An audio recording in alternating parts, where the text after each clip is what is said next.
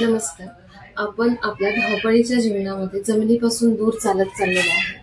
सुरुवातीला पूर्वी जे लोक होते ते बेअर फूट वॉकिंग त्यांचं व्हायचं, ज्याच्यामुळे पायांचे जे प्रेशर पॉइंट आहेत ते दबल्या जायचे. पण सध्या होत नाही, जमीनच राहिलेली नाहीये ना कुठे. तर आपला जो धावपळीचा रोजचा प्रवास आहे त्याच्यामध्ये धक्के शोषून घेणे किंवा आपल्याला धावपळीत पुढे नेणे ह्याचं जे कार्य करतं ते आपले पाय, ह्याच्याबद्दलच आपण थोडं दुर्लक्षित होत चाललेलो आहे. तर आपल्या संपूर्ण पायाच्या आरोग्यासाठी पादाभ्यंग ही छान उपाय आहे. म्हणजेच काय तर कोमट तेलाने आपल्या पायाची मालिश करणे. रोज रात्री झोपताना 5 मिनिटं कोमट तेलाने आपल्या पायाची मालिश करणे हेच पादाभ्यंग आहे.